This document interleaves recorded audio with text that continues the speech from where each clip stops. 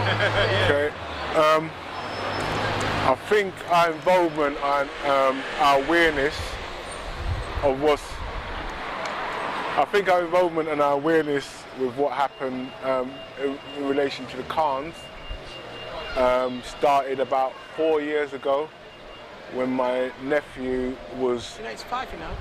It's 5 years ago when my nephew was attacked, chased down and run into a wooden fence, into a tree. The tree was knocked down. No, the fence was licked down clean, and he was hit into a tree, which he suffered 2 broken jaws and 5 fractured ribs, right?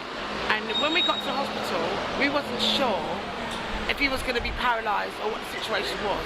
So my brother sprang to action and started writing letters to all different forces. And you called for accountability, really? Well, I put in a complaint to the police, and I copied in the MP. I copied in, was it Sapul Condom then? Ian Blair. It was Ian Blair, yeah. High Ian Blair. Racial and Equality. all the other relevant bodies, basically. Parliament, all the MPs. I done a complaint in such a way that everything was spelled out, all the legal issues and all the failings on behalf of the police, on behalf of their conduct in terms of how they were supposed to investigate what the attack on my nephew and how they actually investigated, or the lack of investigation, and the way that they tried to, even though Tegan was a victim, they tried to portray him and deal with him as if he was a criminal, right? And that he had done something wrong. Can I just come in there? Because what happened is, there was an incident in Peckham Square, down by Khan's. My nephews and my son and my other son was walking towards the market, and they came in touch with, confronted a run-off mini riot. They kind of confronted a mini riot. And there was all the Khan people lining up opposite the young boys in Peckham. And my sons had to turn right by Blenheim Grove. So what happened is, they were throwing full tins of beans and stuff at the youths, they had sticks, and they were charging at them. But apparently during the day, they had dragged 2 boys off their bike and dragged them to the back of the shop and beaten them up. So the boys in Peckham must have mobilised and came down to the Khans. So there was a run-off mini battle. They walked into it, and what happened, my sons had to turn right by the bridge. When they turned right, the Khans decided to get in a car and drive. They tried to run them off the road. They turned straight down the high street, and they done a left turn when it says one way. Cars are not supposed to go down that road. And they drove down that road, and then they done the first on the right, which they licked the whole fence down. They mounted the car into the fence, and they mounted the car into a tree. My son was hit into the tree. He suffered 2 broken jaws and 5 fractured ribs. I later received a phone call from the police to say my son has been involved in an incident, right? That I should, he's at King's College Hospital. And I asked him, how is he? He said, oh, he's fine, he's fine. When I got to the hospital, I was shocked to see the state my son was in. They were waiting to take him in to have an x-ray to see if he had been paralysed and if he had head injuries and what the situation was. But worse to my mind, there was an officer standing there who was answering me, telling me my son is involved in a serious incident regarding Khans. And when I went to my son, I said to him, I looked at him, he couldn't even speak, but he said to me, Mum, I didn't do anything wrong, he said. And he made sure to me, he maintained to me, that they ran him down, and they done it on purpose. He said that about 3 times. I said to him, stop talking, because he was quite weak. Stop talking, you know, we'll sort it out. So I went to the officer and I said to the officer, are you aware that he's been deliberately run down? Because they told me they'd found him, they don't know how he got there and what the situation was. So he literally said it to again. So I asked the officer, they need to go down to Khan's and get the CC footage from there to state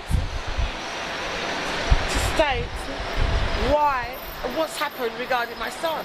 Because as far as I'm concerned, this is attempt murder. He was run down and mowed, hit into a tree. So the officer turned in a flutter and he said to me, your son has been involved in a serious incident. involving firearms. I went, wow, and I went, what? I looked at my twins, who were like about 12 years old.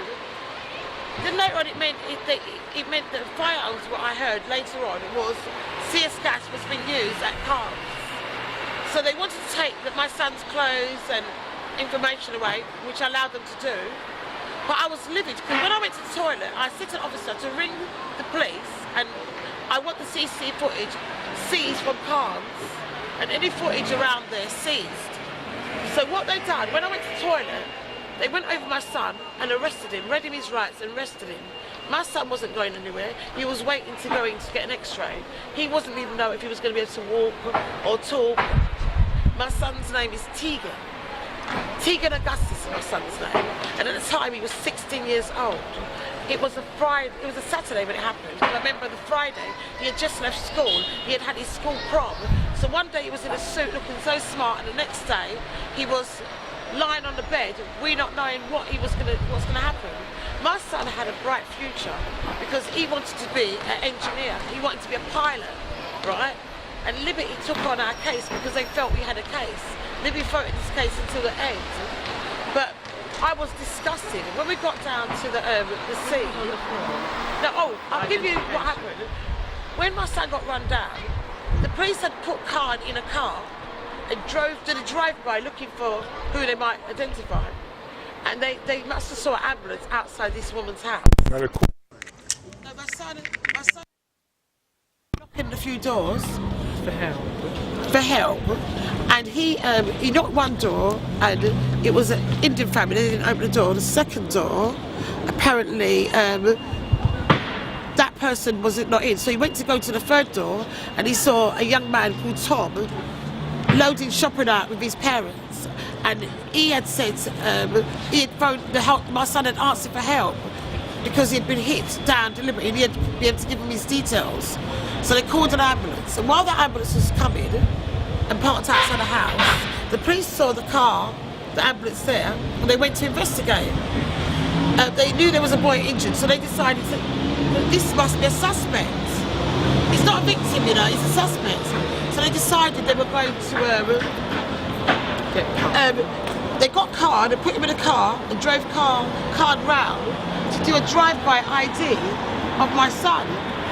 They cut off his jacket and held his jacket up, and they also shone a big spotlight on him. And delayed. Although it was raining, even the witness said it was raining, and they decided, instead of taking my son to the hospital, because having broken ribs, you could have internal bleeding, they held the ambulance up, and they decided it was more important they cleared up crime more than to save a life.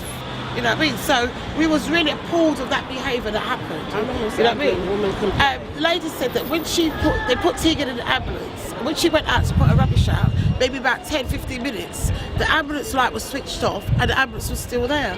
This is how these people have no respect for us, and he suffered severe injuries. We got an apology from the police. An officer was disciplined, and how they punished him, he lost 7 days' wages, right? And your child nearly lost his life. And my child nearly lost his life. So I don't want, I think it's so important that we tell our stories and see what these people value over our health and our well-being. You know what I mean? Property and money. You know what I mean? So that's why I'm so passionate about this. Although my son, Liberty took my son's case up and he got compensated, right? I told him not to take that out of court settlement because we're activists, you know what I mean? But it's my son, he knows what he can take and everything, right? And he wanted to move on and get on, you know, studying and do what he can do. He's now at university and he's doing, what was he doing? Construction, he's doing construction management, yeah? And he's at university, so he's done well, but he doesn't like the police. He knew on the day he didn't get justice with the police. He knew on the day he was the victim here, yet because how they perceive black men, we're always the criminals, right, you know? So this is the same thing, that's why I came out, because when I saw... Also told the willing witness. No, and how I got involved in this campaign is... Started up the campaign. How I decided to come to the streets is because on the 5th of September, Our people that were fucking laugh. I was the witness of Right, go on, Jackie. Jackie's one. Go on. I was the witness that witnessed Sister Charmaine's son being chased.